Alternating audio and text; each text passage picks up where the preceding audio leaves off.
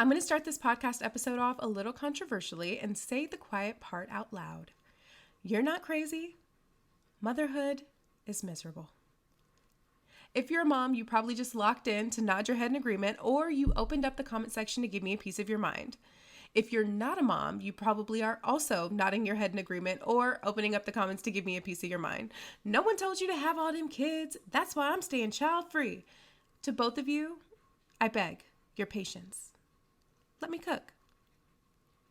Welcome to the Ceiling Rant Podcast, where we're equal parts healing and hot mess. I'm Champagne, your internet trauma buddy and mom, who's fighting tooth and nail, it seems like, to have it all and maintain her sanity. Ask me how it's going. Go ahead, ask.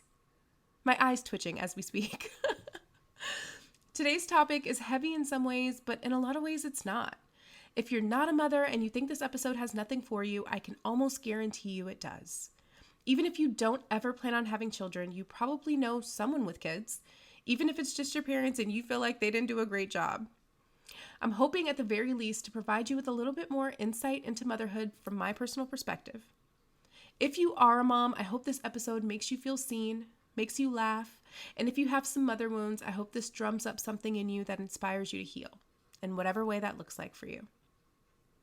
In addition to motherhood, I'm going to go off the rails a little bit in this episode and talk to you about the current state of the the current state of the world. I'm not editing that, okay? And why no matter what we do or what we buy as a collective, we just can't shake this feeling that something is awfully, terribly wrong. So settle in with your coffee, your tea, or your adult bevy of choice. Maybe do a little gardening if that's your thing, and start on that laundry you got over in the corner, or get ready for your drive to or from work. Whatever you're doing right now, I'm grateful to be the background noise in your life today, so thank you for lending me your ears.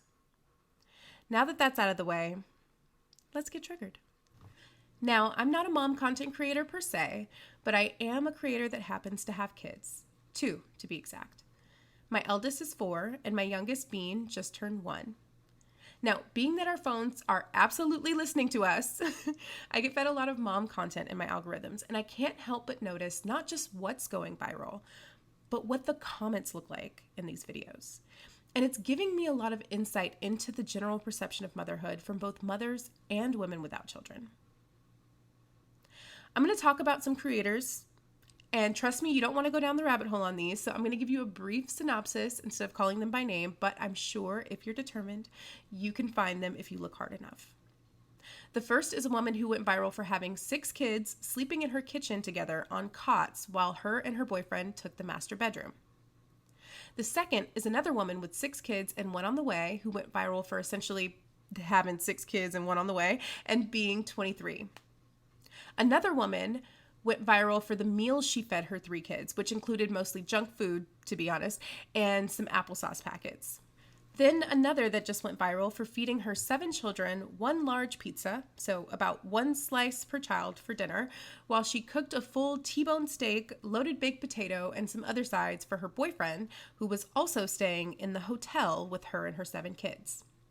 And finally, another woman who went viral for having what looks to be a hoarder's level of dirty house while having 4 children under the age of 6. And that's just TikTok. In the news, we've had the woman whose children froze to death while sleeping in the car with her because she was homeless, and a host of other recent bad moms content. Champagne, you're talking about the worst mothers ever. These women did not need kids. Someone should call CPS. They're lazy. They obviously didn't want to be mothers. The kids aren't being taken care of like they should be, and they're not being loved the way they should be. All fair points. Real quick, because I'm about to piss you off. Moms, when was the last time you thought something like that about yourself?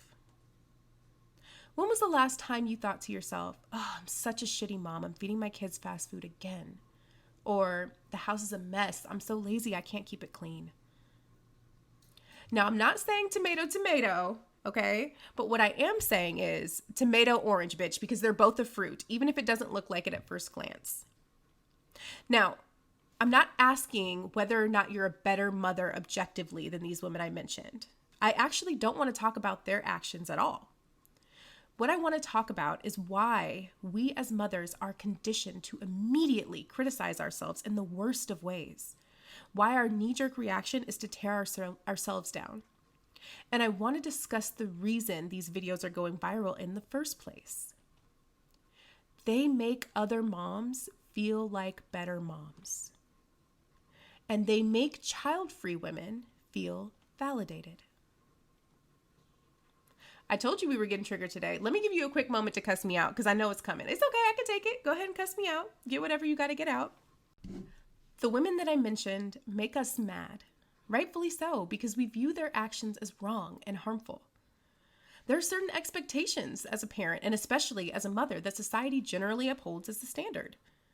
Clean home and children, roof over their head, fed, and not just fed, but fed healthy, nutritious food, kept stimulated, but not too stimulated, so their screen time should be limited, but make sure you spend time trying to enrich their day-to-day, and also teach them life skills and manners so they behave well in public.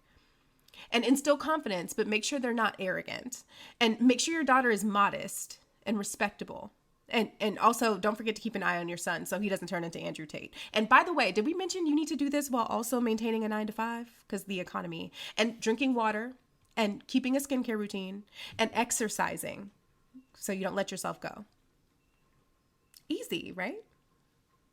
Or you can just be a stay-at-home mom and not work a 9-to-5. But if you do that, then the rest of your life better be perfect and your kids better be perfect, because how busy could you possibly be? All you do is sit at home all day. Moms, are you nodding your head? Somebody say, preach, preacher. The sensationalization, I don't know if that's a word, but I'm making it a word today, okay? The sensationalizing, that's still not a word, whatever.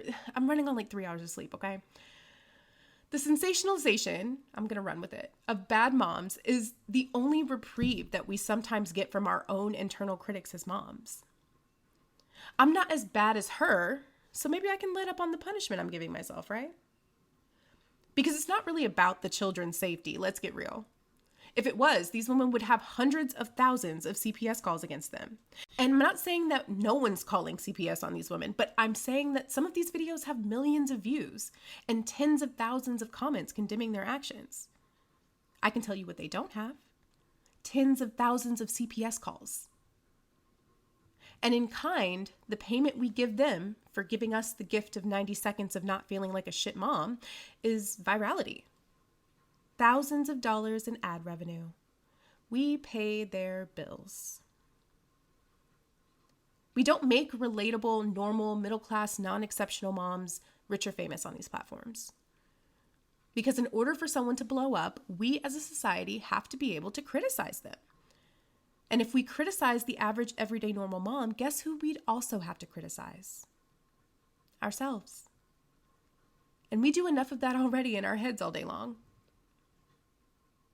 I wish someone told me before I had kids that the biggest obstacles wouldn't necessarily be the day-to-day grind of parenting and having a human being solely relying on me for absolutely everything and having to teach them everything from scratch, but the unbearable weight that I'd immediately be gifted with as soon as they're fresh out the womb, or pouch if you're a Ziploc mom like me.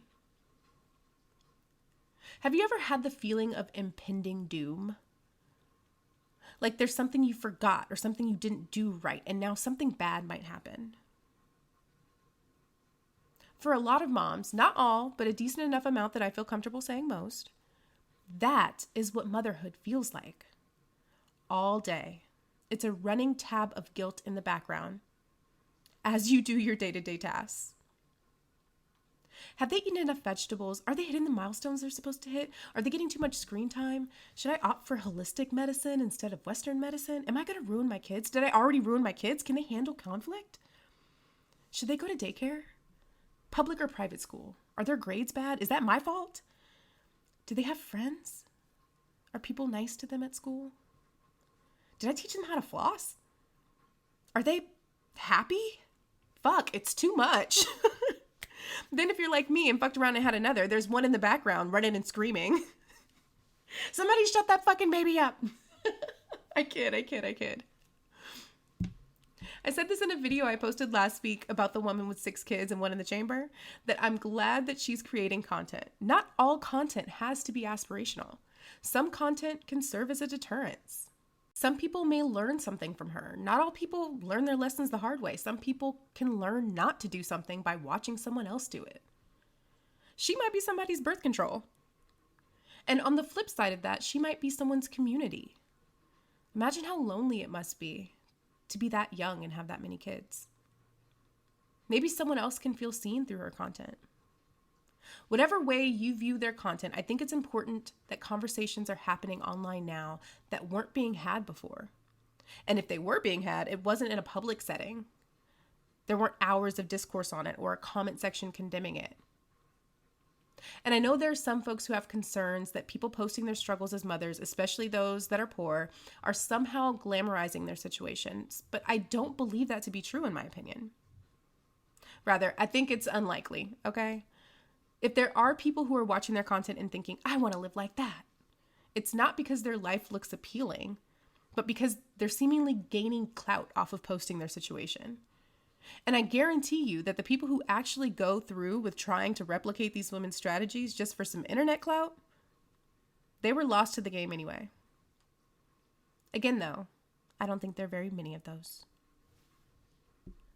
Look, at the end of the day, society, for mothers especially, is set up in a way that the only thing we can do to satisfy it is to hate ourselves and buy shit, feel guilty and consume. There's always something new to buy, some new mom influencer who seems perfect online to follow. Until you find out she has a nanny or is very wealthy or has some other set of resources that makes her experience different than the majority's. And that's not a dig at them. It's just those are generally the only types of mom creators that get really big.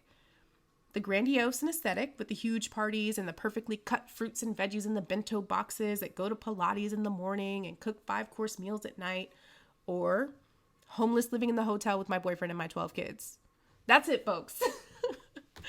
I'm kidding, but my point is this. I'm glad the new girls are thinking longer and harder about motherhood. Some people shouldn't have kids. And this is not to say that some people aren't great people. Not everybody is just wholly unfit. Some people would just be happier without kids. I saw a tweet the other day that summed up how I feel perfectly. I respect children. I want them to have parents that want them. And as someone whose parents arguably shouldn't have had kids, I wholeheartedly agree. And I know the argument is, well, you wouldn't be here. And let me just say, I got front row seats to watching my mom's hopes and dreams crumble. And I love her enough to wish she could have had the opportunity to chase them. In her case, she didn't have the tools or resources, hell, even the encouragement and the belief that it was possible to do or have or be better after having kids. I've actually built my whole platform on that sentiment. I don't want my kids to ever wish they weren't born so I would have a happier ending, a happier life. I don't want my kids to ever regret their existence. I want them to feel inspired. When I say your dreams don't have an expiration date, I mean that shit. That means any age with any level of education. And yes, even with kids. You should keep chasing. You're a mother, but you are you first. I think on top of the overwhelming guilt and comparison, the problem is we make settling down look like settling. And it's making motherhood really fucking miserable. Okay, on to the state of the world and off script a bit because y'all uncle is doing the most in the White House, the entire most. And I feel like, honestly, ever since the election and really since January, the news cycle, the internet, we are just turning over bad news after bad news after bad news. And I don't know if it's a collective experience, if it's a collective thought, but it almost feels like there's this bubbling up or like this bitch, we're in an Instapot right now, okay? Instant pot. We're in an instant pot right now. It's just almost like there's an incredible amount of pressure that's building up. People are becoming more hostile. Comment sections are getting worse and worse. The news is like, I mean, you can blink and back and forth. The day that you're listening to this, I'm recording today on Monday, okay? And the stock market free fall as soon as it opened. And then, we hear news from somebody allegedly close to the administration. No. He's going to pull back on the tariffs, a 90-day pause, right? And then the stock market goes back up. And then, oh, nope, the administration comes back officially and says, we never said that. We don't know where that's coming from. Okay, now we're nosediving again. Everything feels so uncertain right now. And you can't build hope on shaken ground. You just can't. It's hard to envision or feel confident enough to put one foot in front of the other when you can't see. And we don't know what the future is going to look like. We don't know what the rest of this year is going to look like. We don't know what the next 3 and some change years is going to look like. And so I think we're going to have to find other ways to regulate ourselves. We're going to have to find ways to find the joy. And maybe for you, that doesn't look like not looking at the news. For some people, that is. I've talked to tons of people that say, you know what, I'm just not looking at the news. I completely get that. I personally, I say this all the time, struggling between my desire to stay informed and my desire to maintain my peace. They're directly competing right now. And especially, as a mom, as a veteran, as someone who has a non-traditional job, there are so many things happening in so many industries. There are so many impacts that this administration is having all over the world, not just the United States. And I feel like none of us really know what it all is going to mean. And I think, although this can be a really scary feeling, I think on the flip side of that, something positive we can take from it is I think a lot of us have, mentally at least, abandoned the rat race. This incessant need to keep up with the Joneses. I think a lot of us are like over it. Like I don't give a fuck how many times you're vacationing. Actually, I'm trying to figure out, whether or not my friends are going to be rounded up by ICE. I'm trying to figure out if my veterans friends benefits are going to be ended. I'm trying to figure out how much more I'm going to have to pay in groceries next time I shop. I'm not as concerned with vanity, honestly, and needing to look like my shit's together. I've said this before. I feel like we are entering, at least on the social media space landscape, an era of authenticity that is going to be absolutely undeniable. People are sick of the bullshit. Nobody is, and not to say that nobody wants to see aesthetics, but I feel like there's definitely been a huge rise in authentic, not even necessarily relatable, because I've seen creators who their lives are wholly unrelatable to me, but they are genuine and they are, presenting as themselves unapologetically. And I think in abandoning the rat race, we are starting to recognize that what we've all been craving isn't necessarily the next big thing. It is a feeling of inclusion. It's community. And coincidentally, I believe that is the answer to motherhood feeling miserable. I think encouraging community and getting back to community, because listen, the one thing that capitalism loves is individualism. Oh my gosh, what accent was that? Individualism, okay? The feeling that the only thing that matters is you and your little island and what you're doing and what you're working on. Oh, capitalism loves that because I can sell you anything. You don't need anybody else. You just need this product to feel good, right? And it's not to say that listen, I'm not perfect. I fall victim all the time to the, let me get myself a little treat. And I will consistently be I'm going to get myself a little treat girl, whether it's a lipstick or, whatever new makeup trend or a wig or something. I like to, find pleasure in things that make me feel like me. So whether that's me doing something creative like writing, whether that's me slapping on a wig, whether that's me putting on, some purple lipstick, like those things make me fill me with joy. They make me feel like me. They make me feel like a kid playing dress up. They make me feel like I'm, writing a story that doesn't exist, that I wish existed when I was a child. Those things make me happy. And so I'm in favor of, nudging and helping capitalism out a little bit with that. But what I'm no longer in favor of is any of the comparison Olympics. And I think that's why a lot of people too have stopped posting on Instagram. I don't know how as a platform you fuck up so badly that people go from sharing, like just happily, gleefully sharing something as simple as their coffee cup on their morning walk, their morning commute, to not posting unless they have a huge life event. I know people, Patrick, my husband, I think his last Instagram post was when I self-published my book in 2022.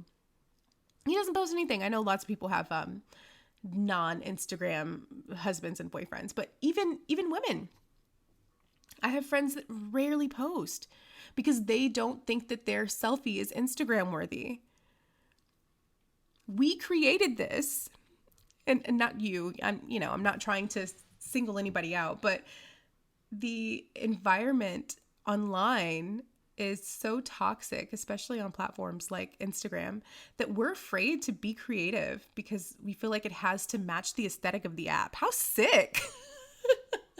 That's sick. You know what? Post a selfie right now and tag me in it. Post a selfie right now and tag me in it. I don't care how crazy you look. Who gives a fuck? Who cares how many likes you get on a selfie? The rat race, I think we're done with it. I think the rat race is out, 2025. Love that for us. And I think the rat race is why nothing felt good anymore. And we're kind of emerging out of that. We're emerging out of the comparison Olympics. But as we emerge out of that, what do we go to, right? What does it turn into? How do we foster an environment that feels safe and welcoming and, to creative expression, to your real life, the things that you like to do without feeling like, they're lame. How do we foster an environment for that? And again, my answer to that is community. I think creating our own little hubs in our own little communities. And that's what I've been trying to really do on my platform, is to say, okay, fuck it, first of all. And also, I want to call in anybody that would naturally be drawn to my voice, to my message, to my story, to my life, to the things that I agree with, my values. Instead of, I want to draw in as many people as possible so that I can profit off of them. Do you know what I'm saying? And that may seem like I'm coming for the influencer community. I promise you I'm not. I love all the influencer girlies. I have tons of mutuals who are, huge influencers who are doing their thing, and they're incredible. Hardworking girls. Okay. These girls work. Okay. They work. But I think for me personally, it's about me creating the champagne show. And what I would like is for you to think about in your day-to-day how you can create the you show. What things can you do to foster community, to build community? Because a lot of us, especially moms, I'm calling you out again, and even if you're not a mom, say that we don't have a village. Bitch, leave your house. I'm being so serious right now. Leave the house. Community online feels great until you have to invite people to your kid's birthday party. Okay? We had to change Wes's birthday like 3 times because people kept canceling, and we just ended up having it just us at home. That's not his fault. That's my fault. Well, one, he wasn't in daycare. He's back in school now, but that's my fault, right? Because I wasn't going out of my comfort zone. Like, we went places where there were other moms. I was just too nervous to talk to them, right? Like, too embarrassed to be seen trying to make friends. And I can't teach him how to build community if I can't do it. So I'm nudging you, and non-moms too. If there's something that you want to do, you have to step outside of your comfort zone and find your community to do it. How can you start building your community? How can you start creating your village? People who will show up for you, because that's all we want. I think at our core as human beings, we just want someone to show up for us. And bitch, nobody can show up if they don't know who you are. Just saying. So I think, what do I think? Where was I going? Mom brain. That's a thing, by the way. Did you know that? Anyway, I feel like this episode is a whole lot of mom. I hope if you don't have children, you got something from this. I hope that if you are in new stages of motherhood, which I am freshly in, so I completely relate to the exhaustion, physical exhaustion, the mental exhaustion, the emotional exhaustion, just all of it. I just want to like hug you through the audio, okay? And say, you're not crazy. It's so hard. It's hard. It's so hard. You're doing an incredible job, okay? It's hard as fuck. It's hard. People don't give you grace. People are mean. Other moms are mean. They suck. It's why I'm not a mom creator. Honestly, I'm not a mom creator for a couple of reasons. It's not really like my thing. I'm happy with being a creator that's a mom. Sometimes my kids are in content, sometimes they're not, but that's not my area of the internet. But it's hard. You're not crazy. Okay? And if you are someone who people have been pressuring you to have kids, I just want to say to you, if it's not a hell yes, it's a hell no. Don't let anyone ever make you feel bad for making a decision that will make you happy. Because when you are waking up at 10 p.m., 12 a.m., 3 a.m., and then you have to go clock in, the person who encouraged you to sit down and have a bunch of kids, where will they be? Right? And I'm not saying that children don't enrich your life. 10, 20-fold over, okay? I love my kids so much. The amount of love I have, it's immeasurable. But I wanted them. And it's still fucking hard, okay? It's hard as fuck. I wanted these niggas, it's hard, okay? So just please, if there's any bit of you that's like, I'm not sure, okay, explore that for yourself, at least, okay? And also, your life can be enriching without children. And I don't know if you've ever seen Tracee Ellis Ross, but she makes me want to throw my kids away. Have you ever seen Tracee Ellis Ross? Okay. I don't know how old she is, but she looks good. And she doesn't have kids and she's not married. And she just looks like her skin always smells like cocoa butter. And she just always looks like she's on vacation and has like a fresh martini. And she can find all her jewelry. And she remembers things from 2 years ago. and her edges haven't fallen out. You know what I mean? So your life can be as full with or without children. Okay. Yeah. So I just want to say that because I do also have friends who don't want kids, but keep getting that question. Hey, when are you going to go tell them to fuck themselves? Tell them to fuck themselves. I'm sorry if you have kids in the vicinity. Fuck yourself. Go fuck yourself. Okay. I just, please do the thing that makes you happy. Please do the things that make you happy. I feel like this is becoming a trend on this podcast of me like not even nudging you, like heaving you towards the direction of your goals. And I'm going to do it every time. And I hope you tune in every time so that I can nudge you towards where you need to be and where you know you need to be. In any event, I'm wrapping up this episode now because we are, 17, 20 minutes in, 30 minutes in, wrapping up this episode now, but I want to leave you with, I know I've been saying book club is coming for my book. It is coming. It's already set up. I just want it to look aesthetically. You know how I've been talking about our problem is that sometimes we are too attached to what something looks like to even bring it to fruition. Yep, that's the issue I'm having right now. And so I'm going to make good on my promise that book club will be open this week. I just have to finish making it look pretty just for my own sanity. And I'm going to upload the very first piece of content for book club. So what I'm going to do is I'm going to put a poll on my Instagram story to see what section of the book you guys would like a reading from first and what sections you guys would like me to provide additional context around first. That way, the first thing that goes live, the first pieces of content that goes live are those that you guys feel are really valuable. So I'll set that up. I'll put that up on my Instagram story. So if you're not following me on Instagram, follow me on Instagram. It's The Champagne Renee. It's that on every platform. No, I'm not a megalomaniac. I tried to get Champagne Renee and it was taken, and I can't get Champagne, and I can't get, like, I don't want a whole bunch of fucking dashes in my username. It's the Champagne Renee, okay? Maybe that'll mean something later. Hopefully, we'll see. But it wasn't intentional to be like, oh, the whatever, tangent. I always get to the end of these things and I start blabbering off. All right. Book club this week. I will post on the stories all the information you need to know. Also, subscribe to the newsletter. I will put a link here wherever you're listening to this. If you're listening to this on YouTube, it'll be in the description box.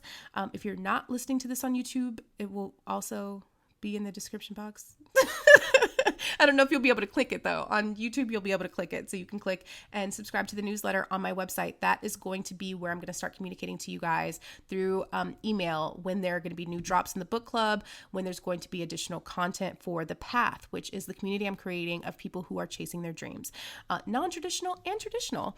By non-traditional, I mean like I want to pursue journalism and I want to be a reporter and I don't have any experience or any education or any resources, connections, that kind of thing. We're going to be muddling through the water together, walking our own respective paths together in community. That's why it's called The Path.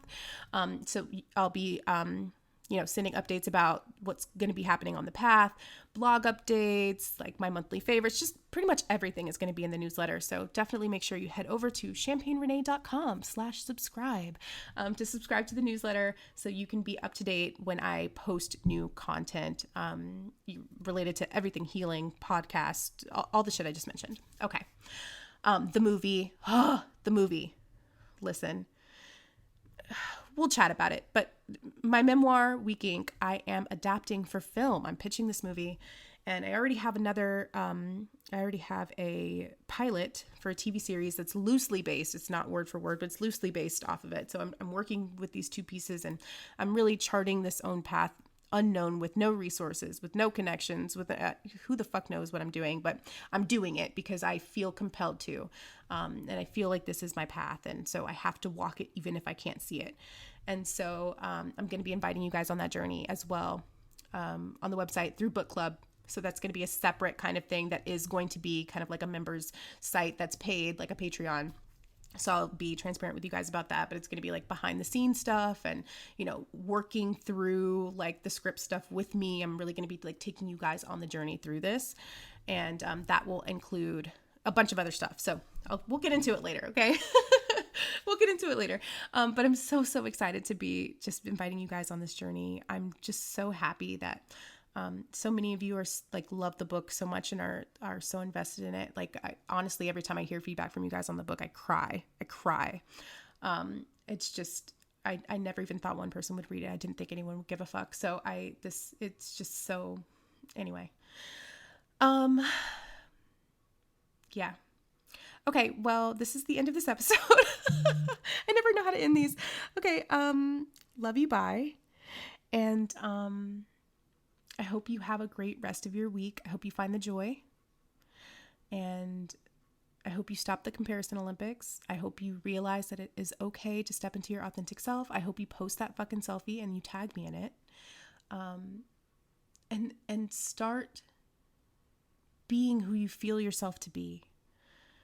I think we all know who we are. I think we all have always known who we are. We just, over time, feel compelled to hide it because it's not good enough. And I think we need to dispel that myth, put that myth down once and for all. Anyway, okay, it's your trauma buddy over and out. Love you. Bye.